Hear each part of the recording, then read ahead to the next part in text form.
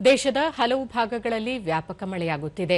ಅರುಣಾಚಲ ಪ್ರದೇಶ, ಬಿಹಾರ, ಪಶ್ಚಿಮ ಬಂಗಾಳ, ಸಿಕ್ಕಿಂ, ಒಡಿಶಾ, ಹರಿಯಾಣ, ಪಂಜಾಬ್, ಚಂಡೀಗಢ, ಹಿಮಾಚಲ ಪ್ರದೇಶ, ಉತ್ತರಾಖಂಡ, ಕೇರಳ, ತಮಿಳುನಾಡು, ಮಾಹೆ, ಪುದುಚೇರಿ, ಅಂಡಮಾನ್ ಮತ್ತು ನಿಕೋಬಾರ್ ದ್ವೀಪಗಳಲ್ಲಿ ಮುಂದಿನ 2 ದಿನಗಳಲ್ಲಿ ಭಾರೀ ಮಳೆಯಾಗುವ ಸಾಧ್ಯತೆ ಇದೆ ಎಂದು ಭಾರತೀಯ ಹವಾಮಾನ ಇಲಾಖೆ ಮುನ್ಸೂಚನೆ ನೀಡಿದೆ.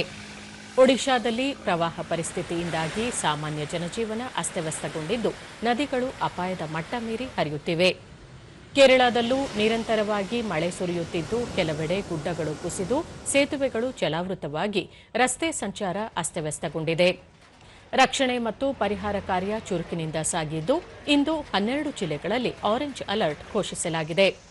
ಇನ್ನು ಕರ್ನಾಟಕದ ಕರಾವಳಿ ಹಾಗೂ ದಕ್ಷಿಣ ಒಳನಾಡು ಭಾಗಗಳಲ್ಲೂ ಕಳೆದ 2 ದಿನಗಳಿಂದ ಧಾರಾಕಾರ ಮಳೆ ಸುರಿಯುತ್ತಿದೆ.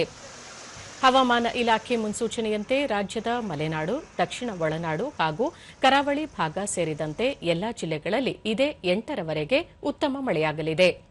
ಉತ್ತರ ಕನ್ನಡ ಜಿಲ್ಲೆಯ ಕೆಲ ತಾಲೂಕುಗಳು ಹಾಗೂ ಚಿಕ್ಕಮಗಳೂರು ಜಿಲ್ಲೆಯಾದ್ಯಂತ ಕೆಲವೆಡೆ ಶಾಲಾ ಕಾಲೇಜುಗಳಿಗೆ ಇಂದು ರಜೆ ಘೋಷಿಸಲಾಗಿದೆ.